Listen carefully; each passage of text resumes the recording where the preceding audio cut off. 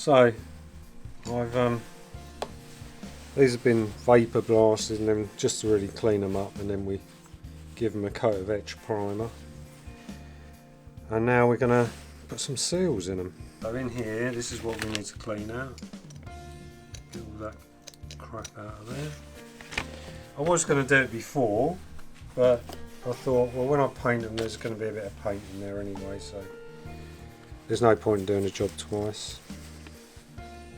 So this little tool that I made, I don't actually know what it was. I think it was a little tiny mini chisel.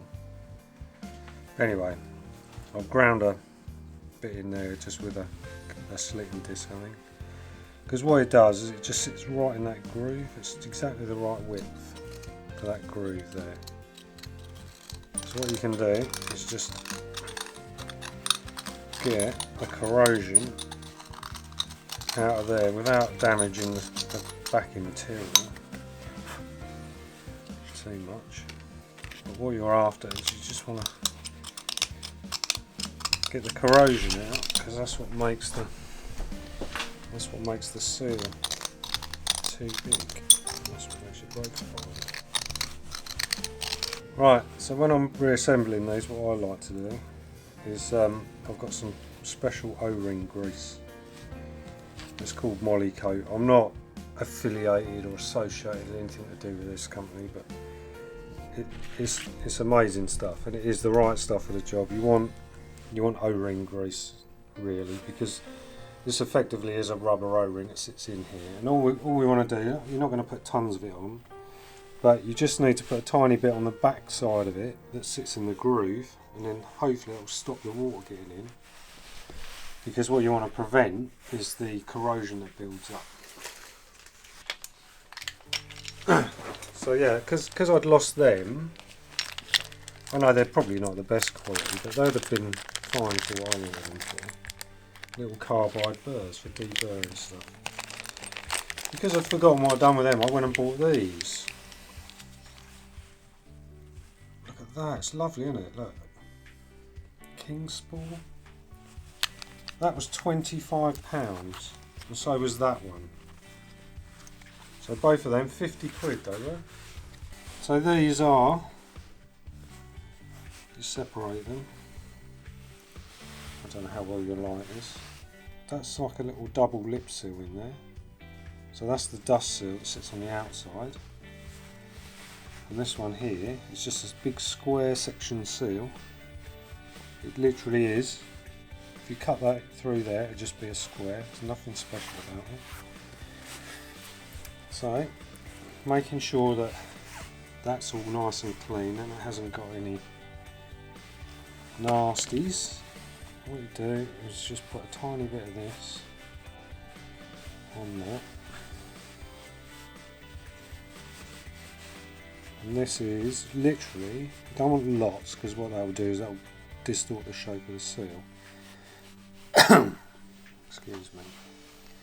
But you just want enough just to keep the water away from the back end of it. So I'll just push that in there. Alright.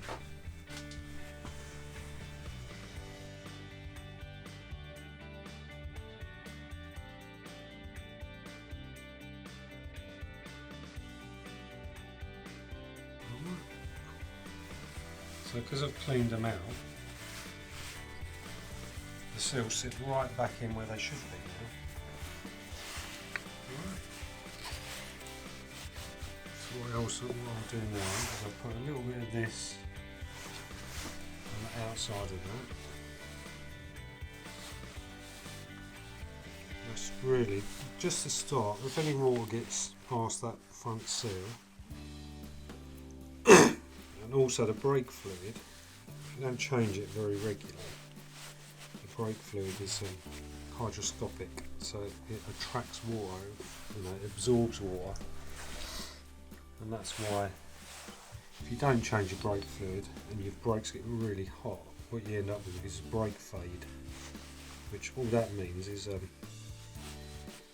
your pads have got really hot and it causes the water in the brake fluid to boil. And the problem with boiling fluid is it creates bubbles. If you get bubbles in your hydraulics and your brakes, they become spongy and they don't work.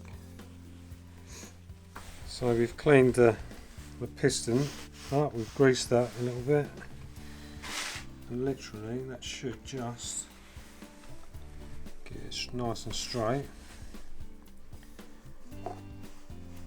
Nice and straight. Just a little bit.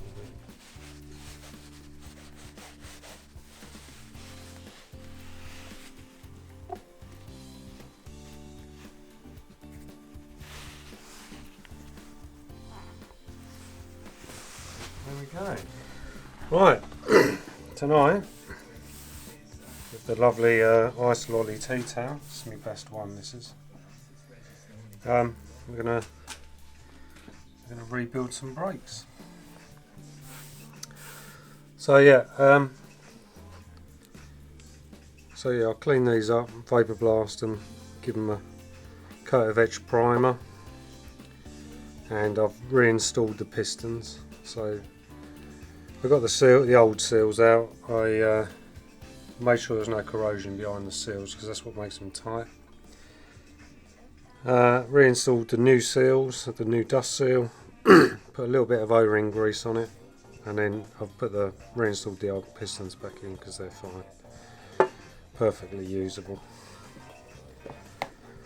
So on these you've obviously got 4 pistons in each one, in each side of each caliper, so they're 4 pot. In here we've got a little O-ring, or a little square section ring to put in. Relatively simple really, so we'll crack on. Just locate like that, just make sure everything is where it should be.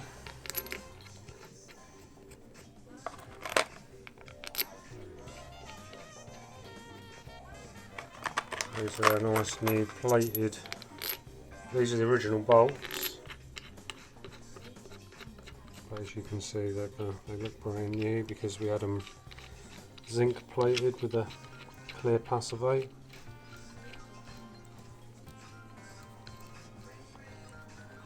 So I'll just get them tightened up.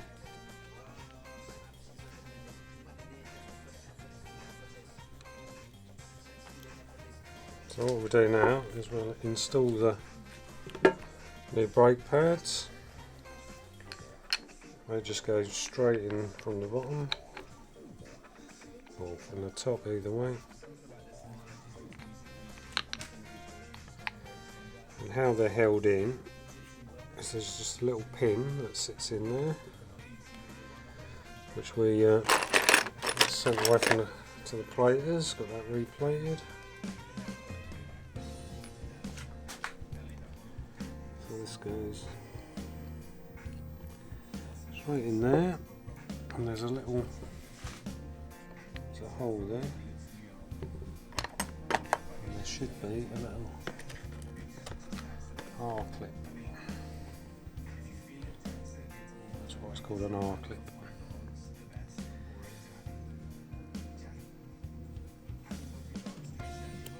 Okay, and that's it. So they're ready now to reinstall. The only thing I would do is torque these up to the correct torque setting.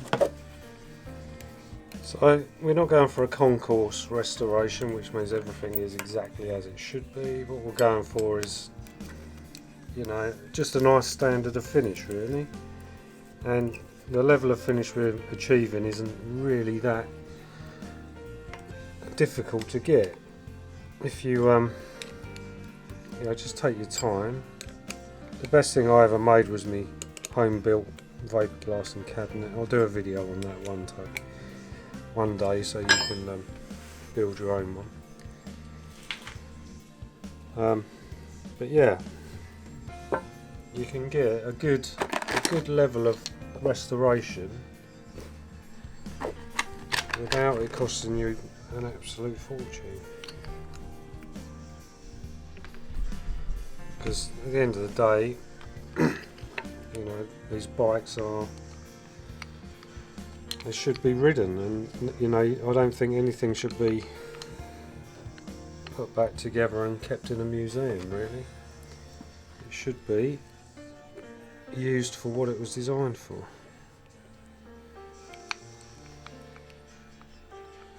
So that's fine.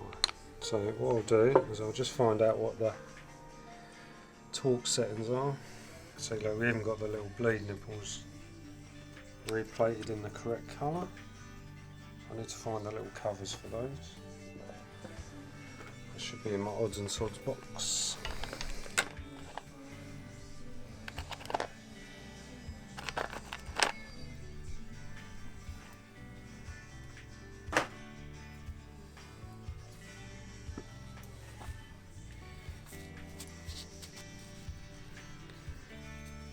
So yeah, you can go mad and just, you know, buy all new nuts and bolts and things like that, but at the end of the day it's not really necessary, and the price it costs to get everything refinished was probably a hell of a lot cheaper than replacing every nut and bolt washer on the bike. Oh no, spot the deliberate mistake. Spot the deliberate mistake. Have you spotted it? Right, that back goes with that caliper.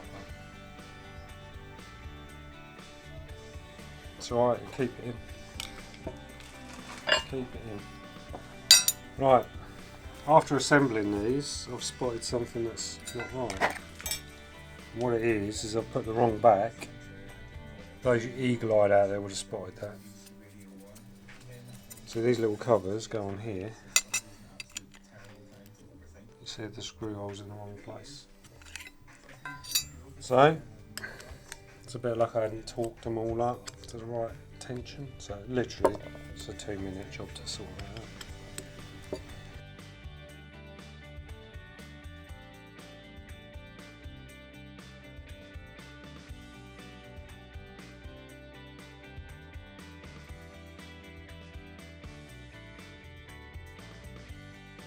Alright, that's better, because now, no, when we put the right one on there, look, that now lines up as it should do. Okay.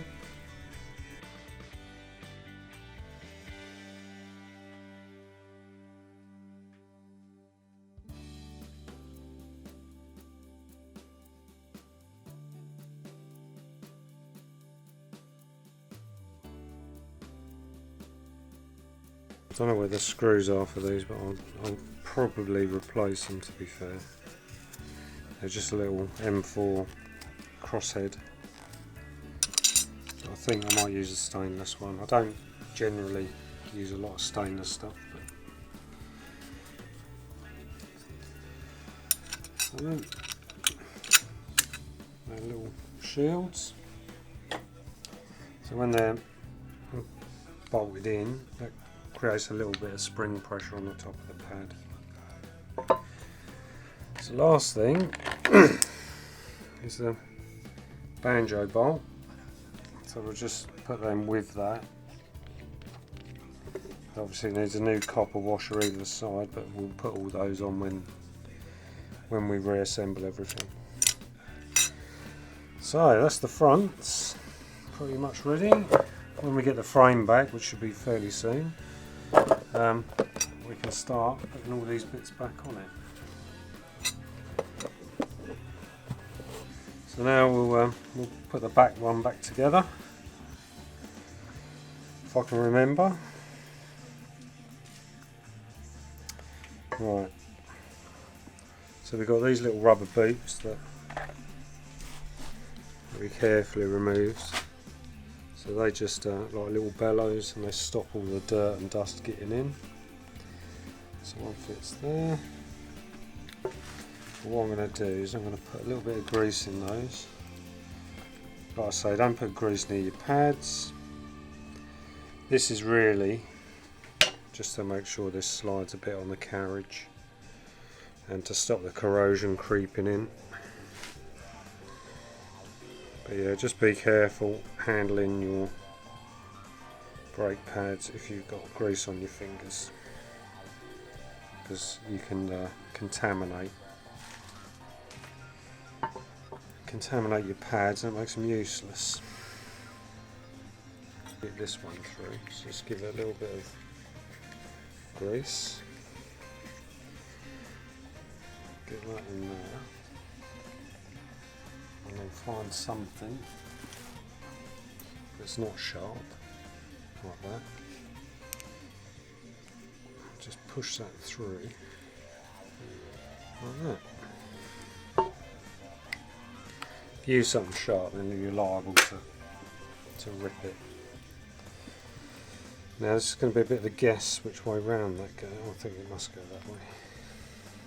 So this is the carrier, this is what holds your pads in place. So what that should do is that should just float up and down in there, and it's not the moment. So I think all there is a bit of debris in there, so we just got to just give it a little clean. I'm not going to lie, I got mugged off by this little spring plate because I was trying to put it in that way around and it's wrong. So this little spring plate just puts a bit of tension on you, and it finally, after about 10 minutes, I've remembered it goes in like that. Alright, so now this pad sits in that little groove like that. Okay, all the way around, deliberate mistake. So this carrier, or the floating part of the caliper, can be pushed home like that. That's it. So we're just going to make sure that those little bellows are in the right place. A little spring plate.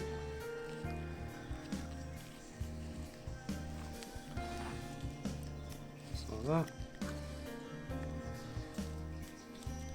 This pad sits in there.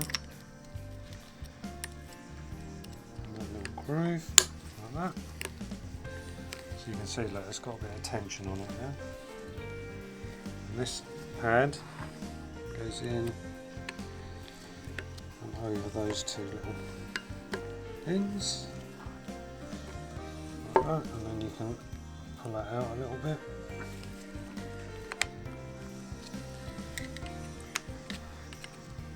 And voila! Finally. So your disc runs in here. As you can see, everything floats on these little springs, so it stops your brakes binding, keeps them nice and efficient. So we've got our little cap with our silver passivate for some reason on this one. That's the colour it was, so that's what colour I've done it. And a banjo.